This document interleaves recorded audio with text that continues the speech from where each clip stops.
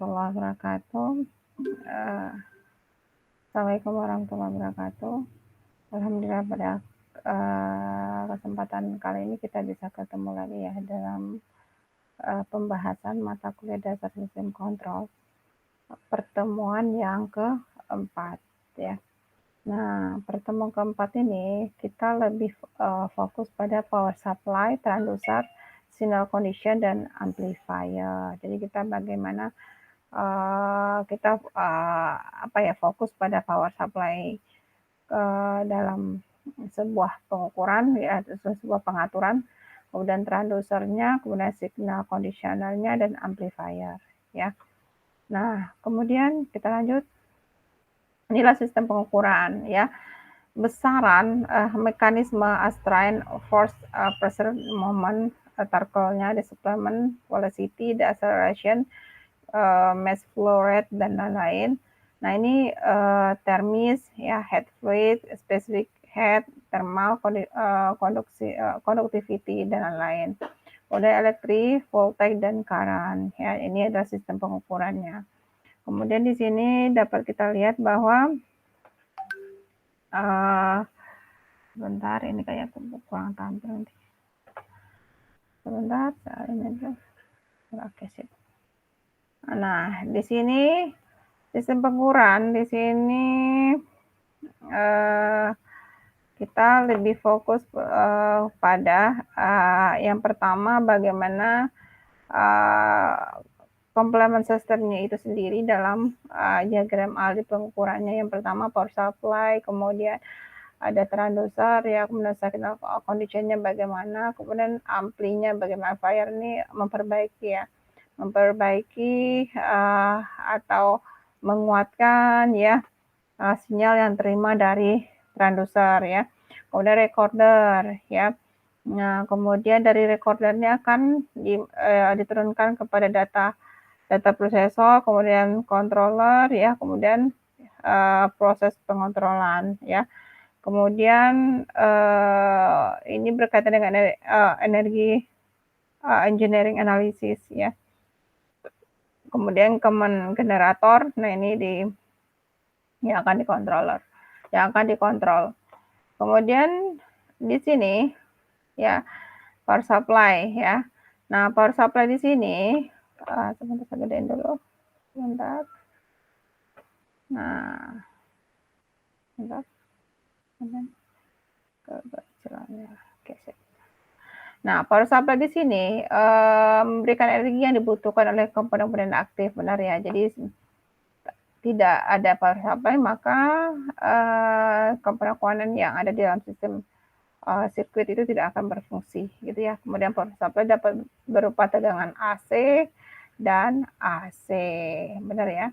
Sumber-sumber tenaga listrik itu yang pertama ada tenaga surya, ya, di mana tenaga surya menghasilkan tenaga listrik dari cahaya matahari. Biasanya tenaga surya digunakan sebagai sumber tenaga untuk baterai isi ulang ya.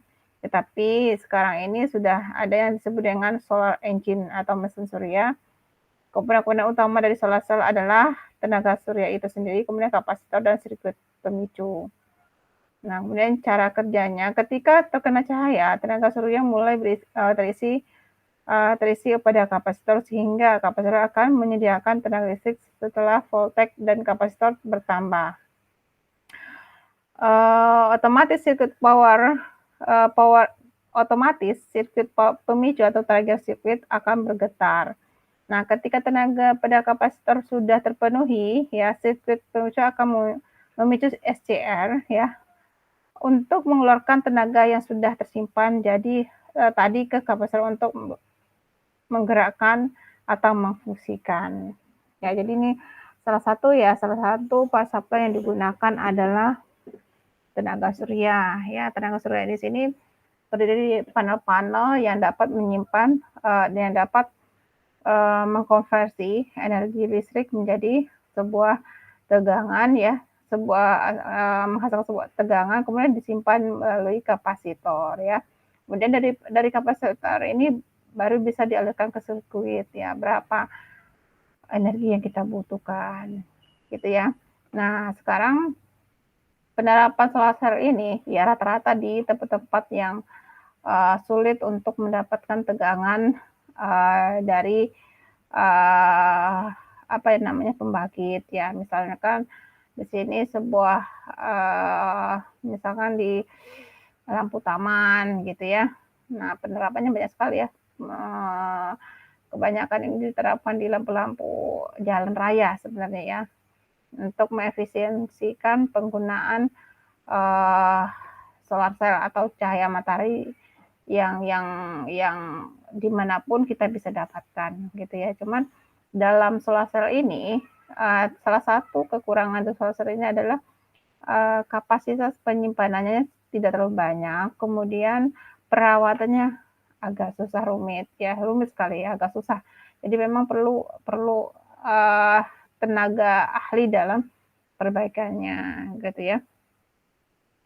Kemudian di sini adalah sebuah diagram ya, ini enggak terlalu banget, ini adalah sebuah diagram, bisa besarkan sedikit ya. Ini adalah sebuah diagram tentang power supply, di mana ini adalah sirkuit struktur dari sebuah satu daya yang terdiri dari solar cell ya.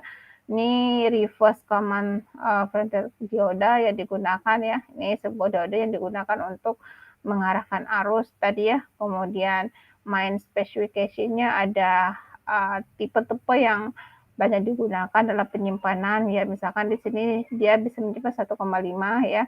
Kemudian 21 volt ya. Kemudian ini ada main specification juga, ini tergantung dari spesifikasi dari solar cell itu sendiri gitu ya. Ini contoh dari eksperimen dalam sebuah pembangkit penyuplai tenaga listrik adalah solar cell ya. Ini ada sebuah dioda, ini solar cellnya dapat kita energinya berapa yang mau kita salurkan gitu ya. Ini ada sebuah pengaturan tegangan ya.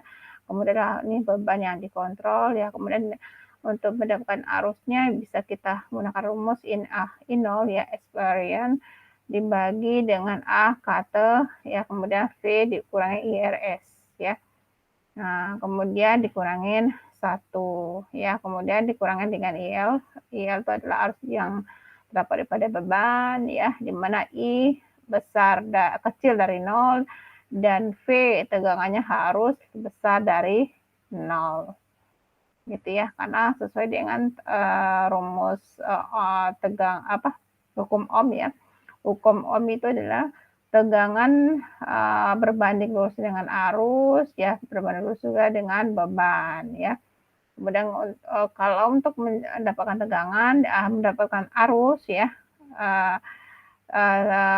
berbanding lurus dengan tegangan, berbanding terbalik dengan beban atau resistansi yang dilewati oleh solar cell tersebut. Jadi kita tidak lepas dari hukum Ohm dalam penerapan ini.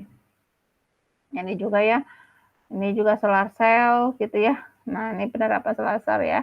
Di mana di sini kalau kita lihat penjelasannya, three method for obtaining current voltage characteristic on solar cell. Jadi photovoltaic output constant illumination. Jadi dia menggunakan photovoltaic ya sebagai keluarannya. Kemudian dioda forward without illumination. Nah, ini dia menggunakan dioda forward ya, dioda forward bias ya tadi yang digunakan. Kemudian PN junction variable illumination. Jadi tipe dari semikonduktor itu ada variable illumination ya, di sini ada positif dan negatif gitu ya. Kemudian di sini kita lagi sebentar. Nih adalah tegangan yang kedua kita dapatkan dari baterai. Baterai adalah banyak sekali jenis baterai yang dapat digunakan sebagai sumber tegangan, tetapi beberapa jenis baterai yang sangat umum digunakan adalah karbonsin atau alkalin, nikel, kadmium, lead acid, dan lithium. Jika kita menggunakan IC TTL atau komponen lainnya yang menggunakan tegangan 5 volt, rangkaian di bawah ini dapat digunakan untuk sumber baterai 9 volt atau gabungan baterai dengan total tegangan yang memadai. Sumber regulator 7805 yang dapat mensuplai arus hingga 90 mA gitu ya. Nah, kalau di sini dapat kita lihat kalau dia IC regulatornya 7805 ya, berarti di sini dia akan mengalirkan arus listrik sebesar 5 volt gitu ya, sebesar 5 volt ya, tegangan yang akan melewatinya. Kemudian di sini catu daya yang kedua adalah catu daya ya. Nah, di sini dia menggunakan dioda bridge ya. Di sini IC regulator tegangan digunakan IC yang khusus seperti 7812 untuk regulator di tegangan positif 2 volt dan 7912 untuk regulator tegangan negatif min 12 volt. Nah, ini menampilkan contoh rangkaian catu daya mampu mengeluarkan tegangan sangat stabil. Center tap CT ya, ialah singkatan dari center tap yang berfungsi sebagai ground atau nol. Ya benar ya, center tap ini adalah ground atau nol. Ini adalah salah sebuah contoh dari trafo nol ya. Di sini trafonya jenisnya adalah trafo nol dan dioda yang digunakan adalah dioda bridge ya. Ini ada si 78012 7812 ya. Nah, dia bisa menghasilkan tegangan 12 volt ya. Ini 7805 IC yang digunakan ya. Dia akan menghasilkan tegangan lebih kurang 5 volt ya. Kemudian transducer ya, peralatan analog yang merubah tegangan besaran fisik menjadi besaran elektris benar ya. Jadi ini pemahaman lain dari transducer adalah peralatan analog yang merubah besaran fisik menjadi besaran elektris. Contohnya pada strain packet perubahan besaran strike ini ya, dikonversikan menjadi perubahan resistansi atau AR yang akhirnya dikonversikan menjadi perubahan tegangan AC. Maka perubahan tegangan AC sebanding dengan perubahan strain atau jumlah dari perubahan tegangan tadi. Ini adalah transducer ya, besaran non elektris ya transducernya ya. Kemudian besaran elektrisnya berapa? Ya, misalkan displacement-nya berapa, perubahan tekanan berapa, perubahan suhunya berapa. Ini besaran non elektris ya. Kemudian saya ditranduserkan perubahan besar elektris umumnya adalah AR gitu ya. Kemudian signal condition. Jadi di sini merupakan manipulasi dan mengkompensasikan besaran output transducer menjadi besaran elektrik yang dapat diproses lebih lanjut ya. Pada strike break, besaran output transducer atau AR dirubah menjadi tegangan AV ya. Kemudian sistem terdiri dari filter, kompensator, modulator, demodulator, integrator, diferensiator ya. Kemudian pengkondisian sinyal. Di sini pengkondisian sinyal di sini, ini adalah keluaran transducer ya. Kemudian tegangan V atau AF ya, sinyal yang dapat ditampilkan atau dianalisa. Kemudian filter kompensatornya, modulator, demodulator, integrator, diferensial. Ya, ini sinyal yang harus kita perhatikan. Tegangan V atau AF-nya berapa ya.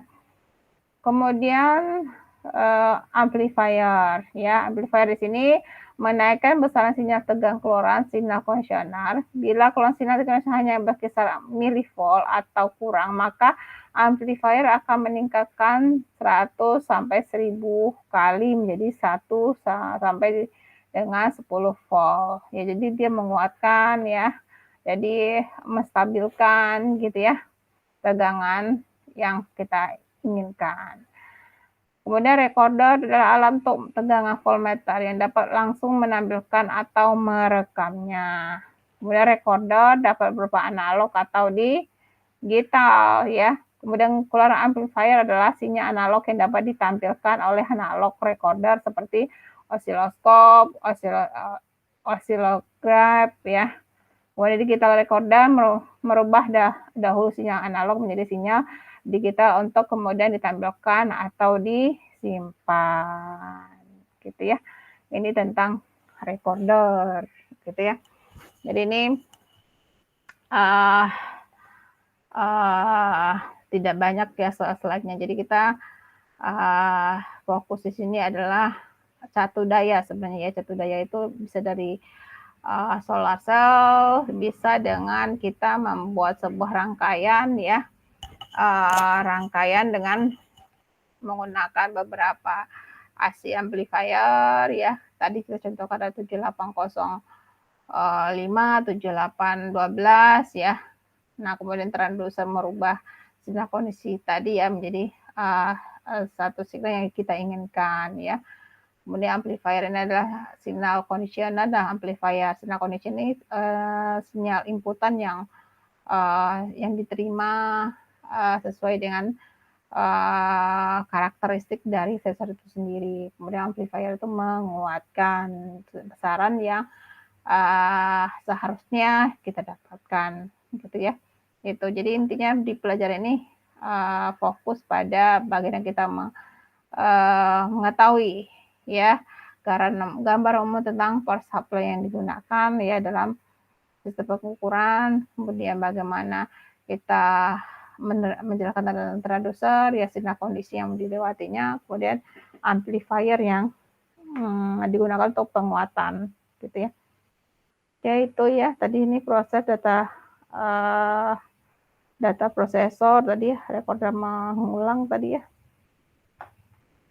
Kemudian ini tadi kita bahas juga. Oke, serasa cukup ya di pertemuan yang berapa deh, keempat tadi ya, yang kita bahas bareng-bareng tidak lama ya. Kalau ada pertanyaan, mudah-mudahan minggu depan untuk tatap muka mungkin belum diizinkan kali ya, tapi tetap kita ketemu di Google Meet untuk membahas materi ini. Nah, ini hanya sebagai stimulus saja. Mungkin lebih detailnya kita bahas di pertemuan di Google Meet ya bersama kalian ya. Oke, serasa cukup ya untuk pertemuan keempat ya dari mata kuliah dasar sistem kontrol ya. Saya sudahi. Assalamualaikum warahmatullahi wabarakatuh.